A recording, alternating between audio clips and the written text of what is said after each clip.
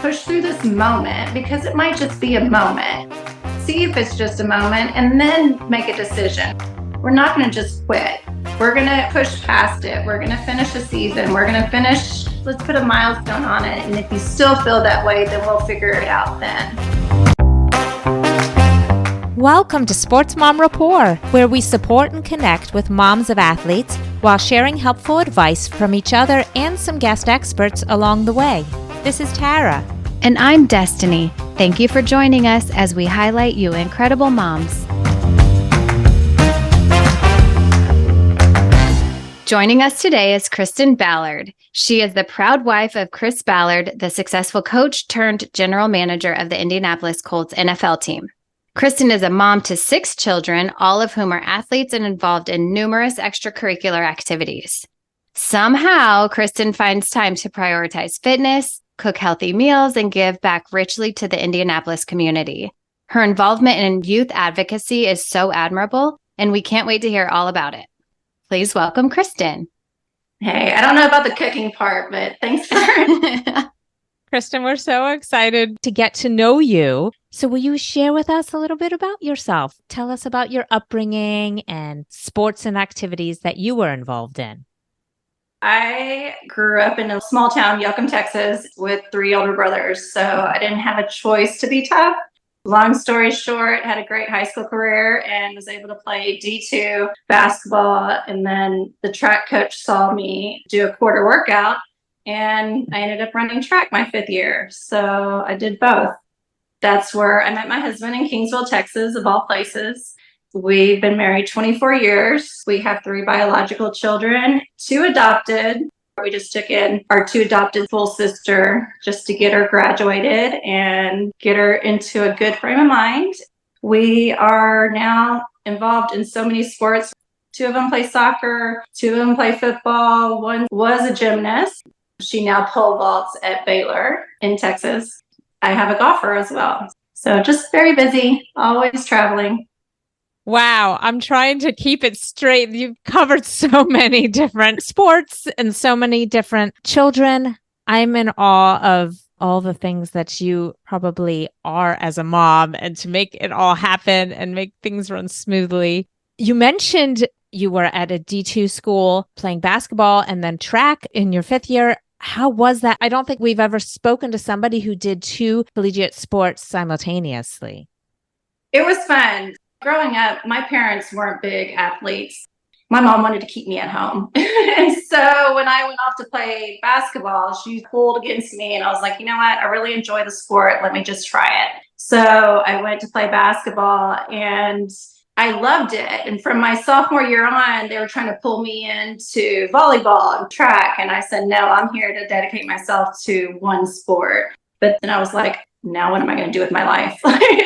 I'm graduating, and they were like, why don't you work on your master's and run track for us? And I said, absolutely. So I'm really glad I did. Kind of wish I would have ran sooner because I hadn't ran track since my sophomore year in high school. And then I was running it as a 5th year. I could have been so much better, but we won conference in the mile relay and 4x4.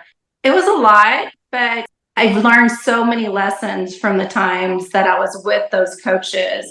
The coaches care about you. The coaches want you to be better. They want you to use your skills from your sport into your next step in life. I was fortunate enough to have those type of coaches. That's terrific. Even though you only had the 1 year, it sounds like you got so much out of it. Despite, what if, I did this longer, but the fact that you were able to do it at all and experience, it sounds like those coaches and the basketball coaches were positive influences. Absolutely. It was a smaller school, so it was great because then I would go to the head football coach, and that's how I got to know Chris. I'd go to the head football coach and I'll get advice from him. I ended up babysitting for them. And then when Chris came in my sophomore year, we were great friends all the way until my senior year. One thing led to another, and here we are. Excellent. If you want to tell us a little bit about Chris. Yeah, Chris is amazing. When he's here, he is 100% here. But as a sports wife, you have to make sure that you don't rely on them. But when they're there, it's a bonus. I think that's what makes our marriage work, and the kids understand the life of being sports, not only as kids, but their dad doing it as well. Yeah, I can completely relate to that, being a sports wife myself, and the roles that my husband has played being a coach and an analyst on TV and scouting. What I love about that is the kids can also celebrate their dad, and they can go alongside with victories and triumphs and challenges. So I think it helps them develop a different type of tenacity when it comes to their own individual sports. Tell us a little bit about you and your husband, Chris's sporting philosophy. Obviously, your kids are very involved in sports. What was your philosophy in getting them involved in sports, and where did that kind of derive from? So I had a ball. We always do family meetings because we have to be on the same page. I sat them down. I was like, none of y'all are great athletes. I said, the only way you become great athletes is if you do the extra and you dedicate yourself. They had a drive. All the kids have a drive to be the best. And family game night was miserable in our house because the competition is ridiculous. Somebody's crying, somebody's throwing something, somebody's mad because they didn't win. We believe in, if you put the hard work in during the week, then game day is just game day. Go have fun and let your body do what it knows how to do because you're prepared. Yeah, that's fantastic. It's a great philosophy. And I love the family meetings. It's important, especially a family of your size, that everybody get on the same page and just have those moments of what can we do to lift each other up and embrace where we are as a family. So thank you. Yeah, it sounds like you all communicate well. What a great and important thing to have when you have such a large family. Communication is key, and especially with the media, with Chris's job, I think that's really helped Cole, especially having the media scrutiny. Media loves you one day, they can't stand you the next. And social media loves to talk about it. The last 4 or 5 years, I believe that has made them stronger because they were teenagers going through it. And we could walk that line with them and tell them not to read it, but they still read it. Taking the job with the Indianapolis Colts, they came to me and I just did not realize what was about to happen. They're like, we have so many people that want to follow us. And I was like, unless you know somebody, then don't accept them. You just never know what's out there, and it can be more harmful than good. That's helped, especially with the quarterback position with Cole. Those are good lessons in general. You have a chill aura about you, which I imagine you have to have with so many children. I wanted to touch on the recruiting process. We have heard from other sports moms about their recruiting process and all that's involved with getting to the next level. And since you have some Division I athlete children, what advice can you share with us in managing all the demands of sports and navigating the recruiting at the same time? So the recruiting process was different with Kirsten and Cole. Kirsten was in a sport that we didn't know a lot of coaches. We didn't know a lot about the sport because it's pole vaulting. Cole, obviously, there's a lot of connections and a lot of networking that goes along with that. Kirsten and Cole both were late bloomers to their sports. So Kirsten was a gymnast all the way to her junior year. All of a sudden, she switched to pole vaulting and she says, I want to go to Baylor. And we're like, well, you can go to Baylor. Okay. And she was like, no, I'm going to pole vault at Baylor. And I was like, okay, what do you do with that? Because we always told them, I said, pick the school you want to go to. And if the sport works out, then it works out. If it doesn't, then at least you're going to the school that you want. She was like, I'm going to Baylor. And she emailed the coach and the coach didn't respond. And so she emailed the coach again and he still didn't respond. She was so upset because she didn't know anything going into her senior year because her junior year was a COVID year. I was like, Kirsten, you don't have a PR. You haven't even performed in a full season. And you just have to let it play out. And that girl, she went out and she jumped. And the coach was so impressed with her tenacity and her drive. And he said, come to Baylor. You will jump at Baylor. And so she's been on the team. He calls her the diamond in the rough. She's had a little adversity. She had a knee surgery because she got hit by a car 4 hours before she was supposed to jump at her conference meet. She dislocated her kneecap and then they had to do surgery the next summer. She's coming back from that and she is in the best shape that she's ever been in. And she's ready to go out there and do great things her junior year.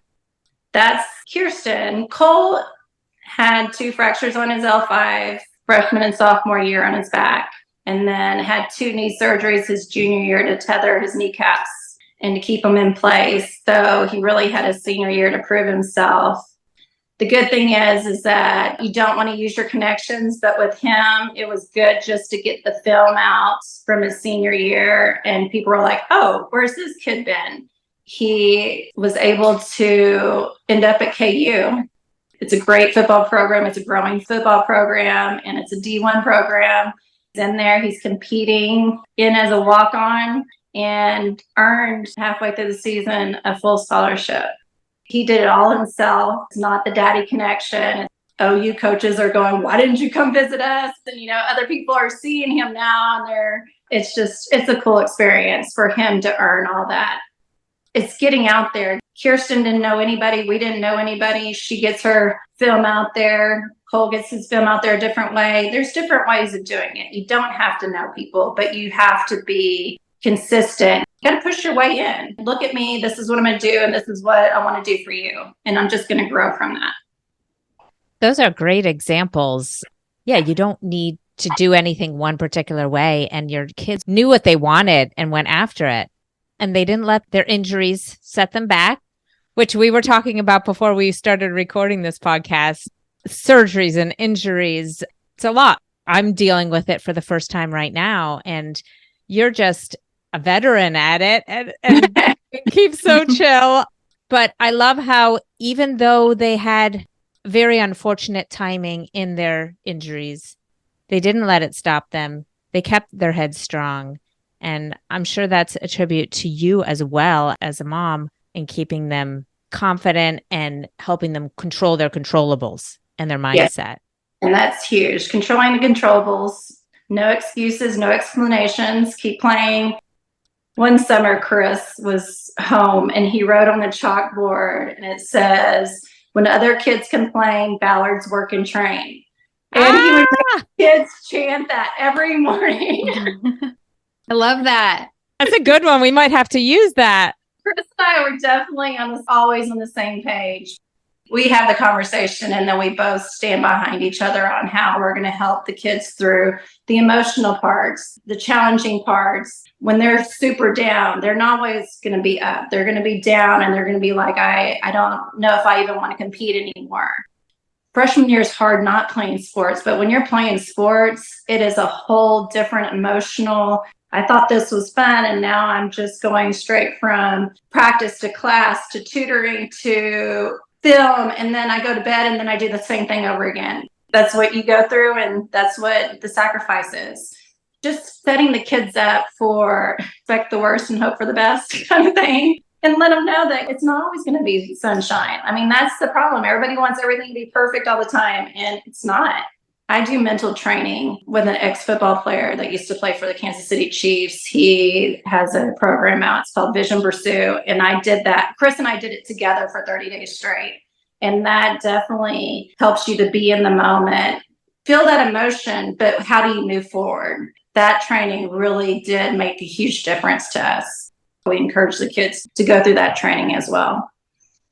You can just hear, being a former athlete yourself, and Chris as well, just how much you two are anchors in your family, and the positive affirmations that you're feeding them, and the realities, navigating through difficulties and hardships, but also encouragement and the balance that your family has been able to find. It sounds so great. And I think what I love about that is hearing it through this podcast. So many people can find so much value and wisdom through that advice, and then pull from it and make it fit their own family and make it fit for their own child and whatever experiences they're going through.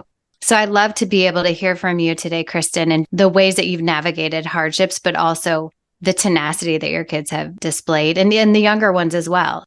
I think it's really awesome to hear. Thank you. You're welcome. And I think what people need to realize is it's okay to lose. It's okay to lose. Do we like losing? No. Do we not want to do it? Absolutely, we don't want to do it. But what do you learn from that? How do you grow from that? That's part of it, especially being an athlete. A lot of times you learn more from the losses when things aren't going great, because then you go back and reflect, and how do you want to do things different? Oftentimes when you're winning, you just go on to the next, and you don't even analyze how you could have done things different. And the mental training, I think, is huge. I do think that there's more public awareness too around mental health and the importance of affirmations and all of that. And I know the Indianapolis Colts are big on Kick the Stigma. So you can talk about that later too. I'd love to hear about that. Transitioning a little bit, you mentioned having adopted children and fostering. Can you share with us just a little bit about how that came about in your family and just really the impact it's had in your life and your other children's lives?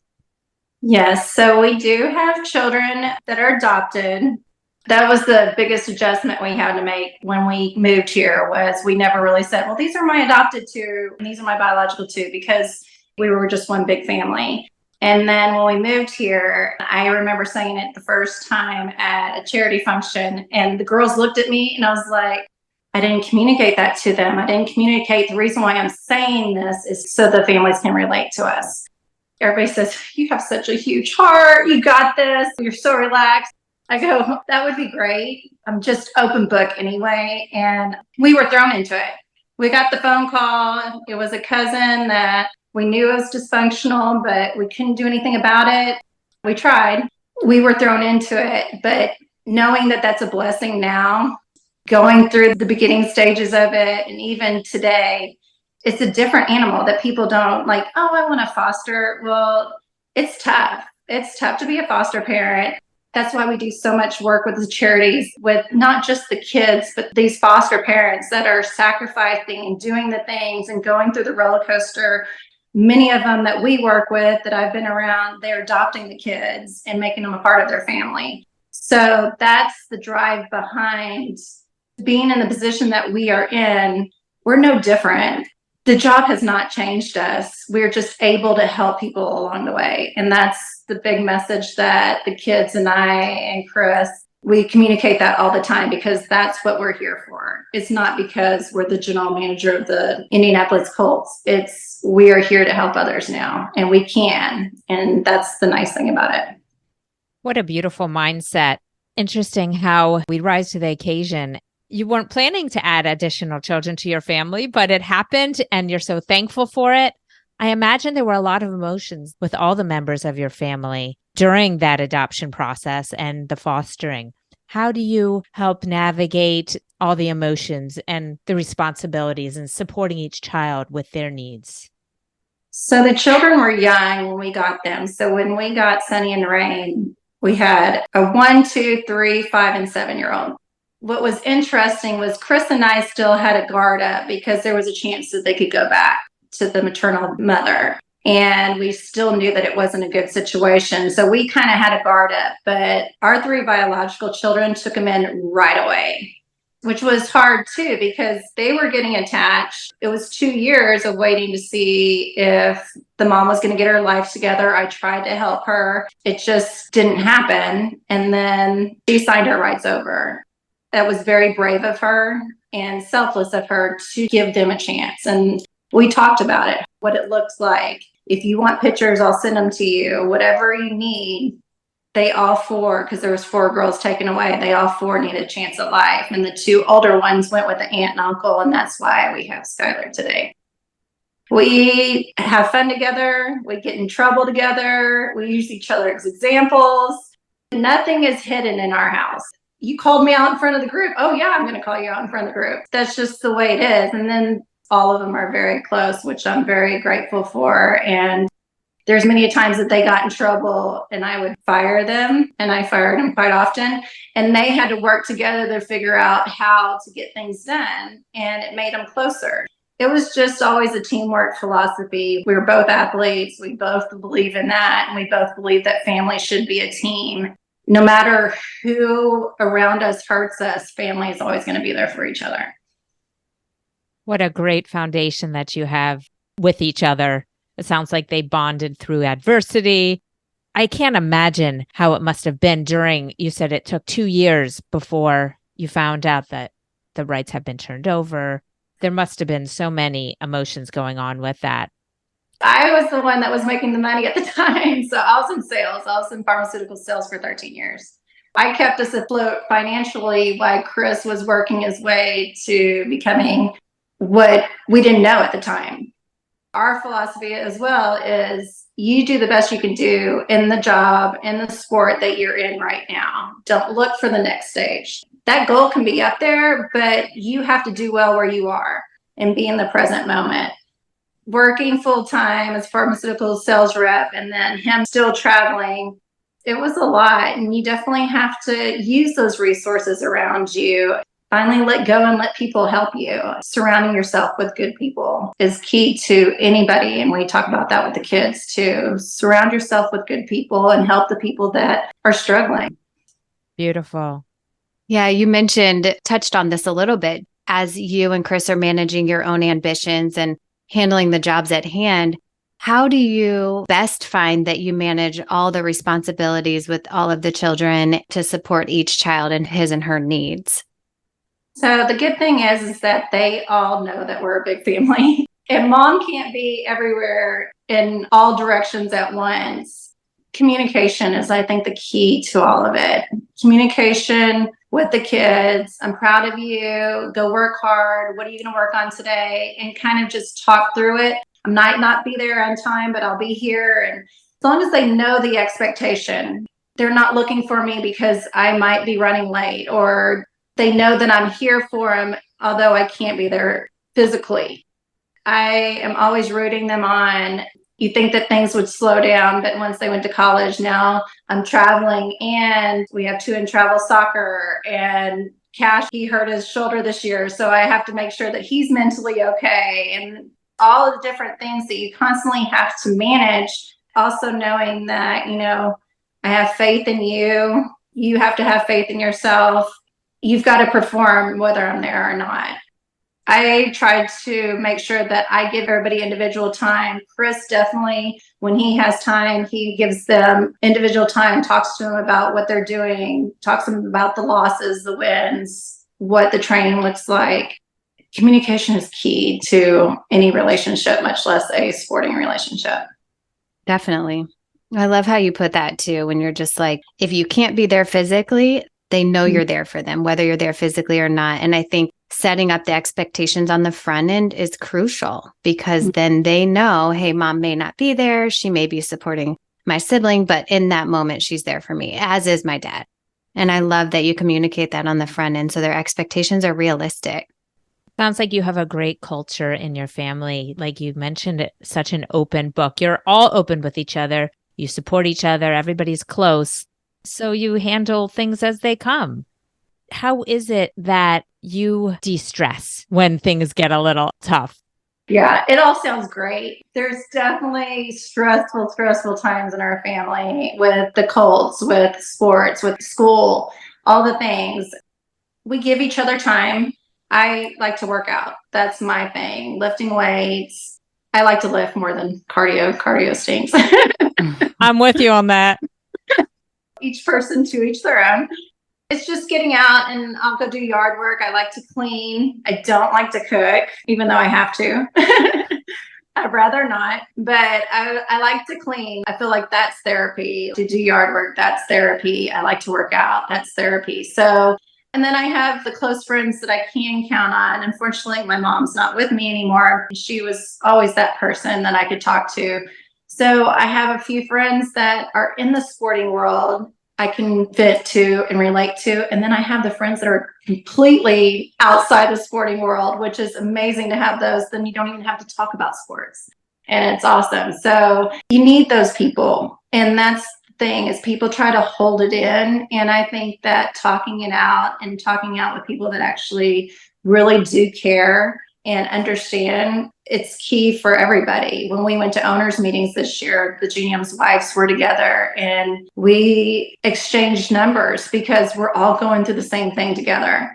And we're all trying to manage the families and manage dad not being there all the time and all that. And so it was good to have those numbers to say, hey, I have this going on. How did you handle it? Because I know you handled it, or you went through it at least. And the kids need that too. Like, I really believe the kids need that too. And we have a couple that, the foster kids, that are in therapy. And then Cole just started therapy because he was just like, I don't know if I'm adjusting correctly. So it's okay, picking the stigma. It's okay not to be okay. And it's okay to ask for help, and it's okay to have those moments. And it might be just a moment, but let somebody help you and let you at least release it by talking about it. I just think that's so key, to have that person to be able to talk to. I love that. Thank you. Yeah. Getting rid of the stigma. It's natural. It's important. We need to be able to talk about things. It sounds like you have a lot of great avenues to release your stressors and help guide your kids on how they can relieve theirs. I'm so glad that you have such great relationships that help fill any voids that you may have, with the loss of your mother. Yeah. Relationships are key. We need each other. And boy, like with COVID, that really showed us how much we need to be together and treasure our time with each other. So I love that. Thank you for sharing. Yeah. Kristin, I'm curious, since you so eloquently do navigate your family's culture and overcoming injuries, and just like you said, Cole, recognizing that he wanted to talk to someone. And what advice do you have for other sports moms specifically whose child may be going through some hardships in their sport? Let them know that you're there for them. But I think that it's really important to just make sure that they know it's okay to talk to somebody else too. Nip it in the bud. Don't let it get too far out where you're just so overwhelmed and so frustrated. Let's do this now. You shouldn't be ashamed of asking for a therapist or somebody else to talk to. And it's okay not to stick with that therapist. If you don't feel comfortable with that one therapist, then let's move on to another one, because not everybody's going to feel comfortable with a person. The key is you to continue to communicate with them and be there for them, but also to let them know that it's okay to talk to somebody else. Cole's like, I'm going to therapy. And so now he gets excited to go to therapy. He's had, a lot of adversity just in his freshman year. He was just in a car accident, totaled his truck. And the therapist reached out to him because she heard about it. And she was like, we're going to meet tomorrow.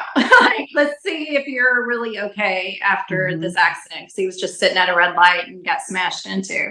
He was grateful that she was there for him. There becomes a relationship between the therapist and the patient. They care about the physical well-being of these athletes for sure. It's beautiful to have someone that you can count on, that you can reach out to comfort you. I'm glad that you encourage that, and that you help them realize it's not necessarily going to be a great fit at first. If it's not, let's find somebody else. Yeah.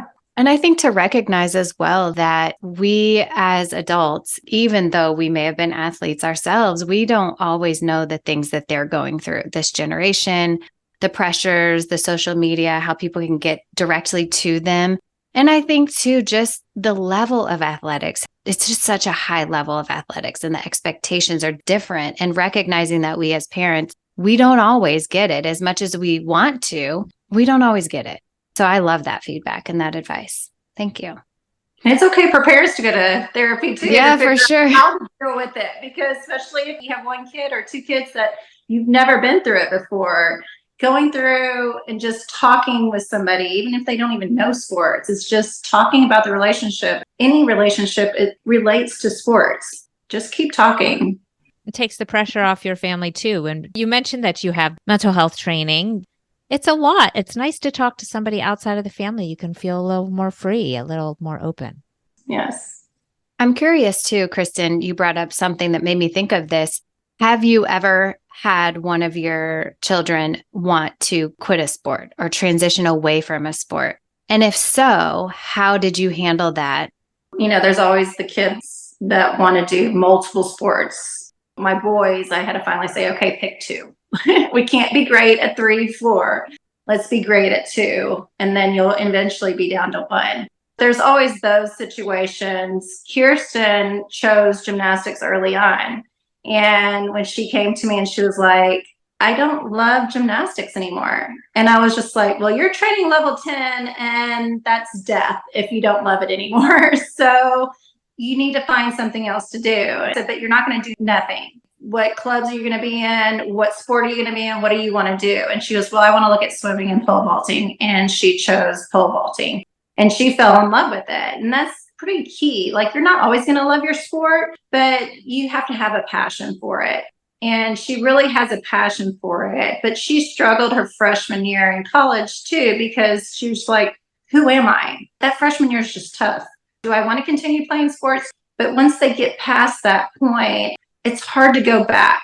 Push through this moment because it might just be a moment. See if it's just a moment and then make a decision. We're not going to just quit. We're going to push past it. We're going to finish a season. We're going to finish, let's put a milestone on it. And if you still feel that way, then we'll figure it out then. I have a niece that was a goalie at Baylor, and she had her moment and decided that she was making the decision not to be a goalie anymore. And now she's wanting to come back, and she's going into the transfer portal to see what options there are. She pulled the trigger too quick, and she no longer gets to play the sport that she loves. And hopefully it works out for her and she'll figure it out and we'll all be there for her. You know, a lot of kids, they think the grass is greener on the other side, and it's not always greener on the other side. You've got to go through the hard times, and you got to go through that coach that you can't stand, and you have to go through that teammate that's, hey, let's figure out, are they really a jerk or are they struggling? Like, let's figure out how we can help them be better. That'll make us better in return. Chris always says, quitting the first time is the hardest. After that, it's easy. So just make sure that when you start that habit, that it's for the right reason. So whenever a gymnast retires after season, or I say retire, I never say, well, he quit baseball junior year. I say he retired from baseball his junior year.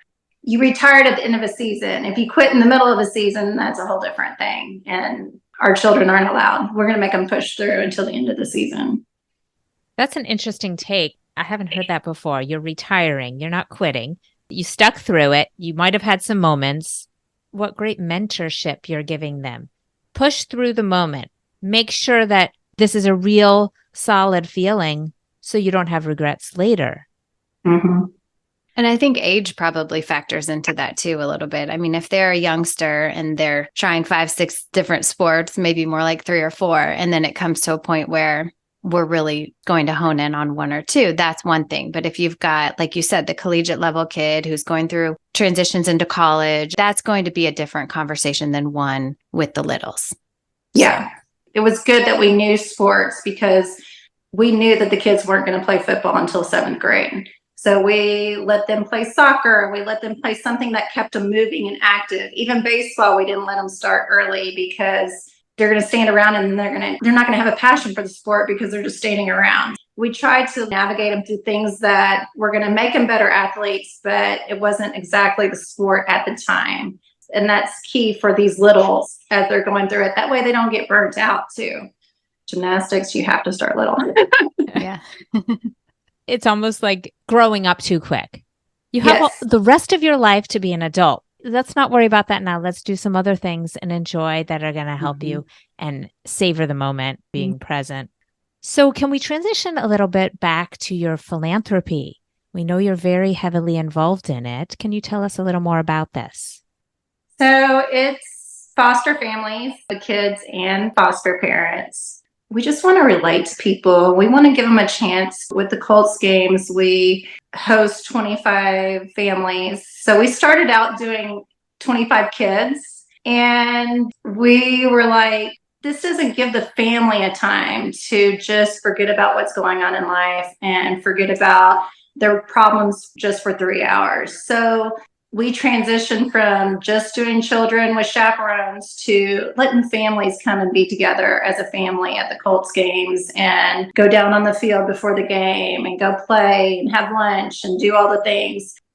Our goal is to make sure that the kids know that somebody's there for them. Let the foster parents know that somebody's there for them. Use those resources. When I talk to the families and the children, I always talk directly to the children and say, do you see all these people around you right now? Do you see that they're helping you?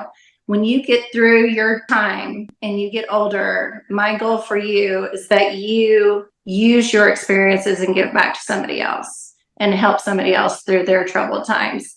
I think that's the whole reason why we're here, to help these kids And I had one of the coaches' wives tell me, stick to your passion, stick to the thing that brings you the most connection with people, and don't try to spread yourself too thin and go all different directions, because I can get pulled into so many different charities, but I do try to stay with the fostering and helping those families through the hard times, because it's not easy.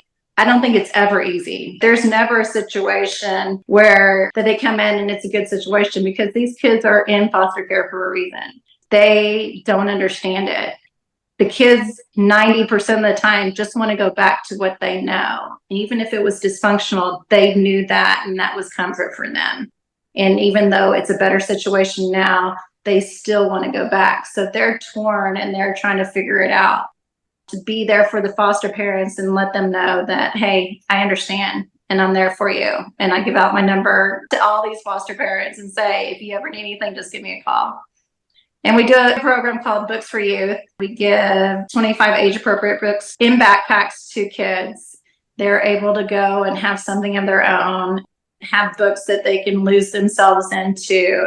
Little do they know that it's making them smarter too at the same time. We work with Cargo Services with that one. They are amazing for what they have done, where they're just helping the program along. There's lots of different things that you can do. And that's what everybody says, what can I do? It's the little things. Like, you can give gift cards to DCS. You can go talk to a kid that looks like they're struggling. There's so many different avenues. We grab a family and take them back to school shopping. We'll do everything from laundry detergent to school supplies to coats for the winter.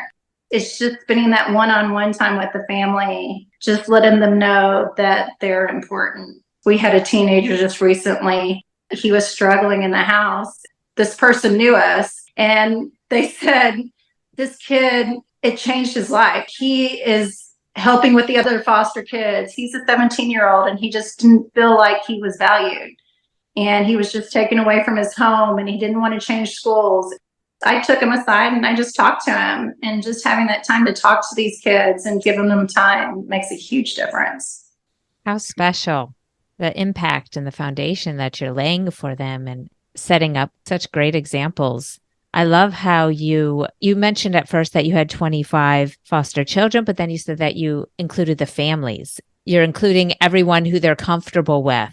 Obviously, family is so important to you, and you're sharing that and making sure that everybody else feels that connection with each other. It's really beautiful. It's important. I love how you've been able to take what some would see as a platform, right? So you've got this opportunity because there's visibility with the Indianapolis Colts, but you've been able to take that affiliation and say, it's not about me. It's not about my family. It's about these other families, and how you've been able to bring other people to that purpose and to that cause is just beautiful. I love it. We work with an organization called Hands of Hope, and it's just become like a sisterhood.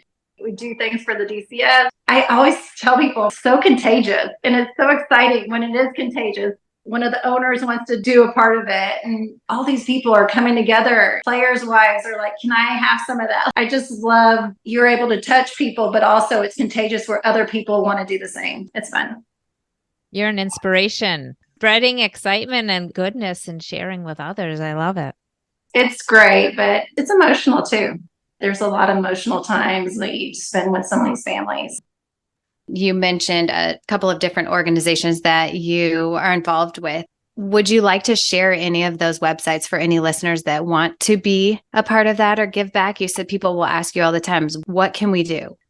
So there's care communities and churches. So if you have a church, ask your church if they have a care community, because there's a lot of care communities and a lot of churches around town, and they've been growing, that there's just little needs, beds, clothing, to diapers, making a meal for the foster parents. Go to your local church and see if there's a care community.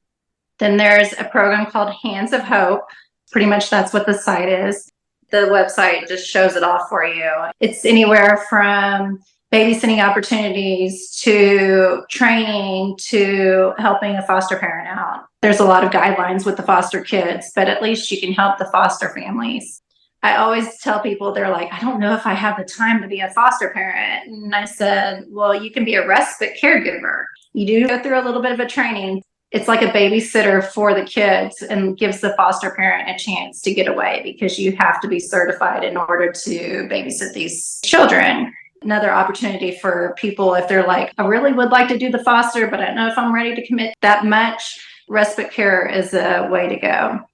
There's all kinds of different things, and you can always call me. Speaking of which, how can we keep up with you?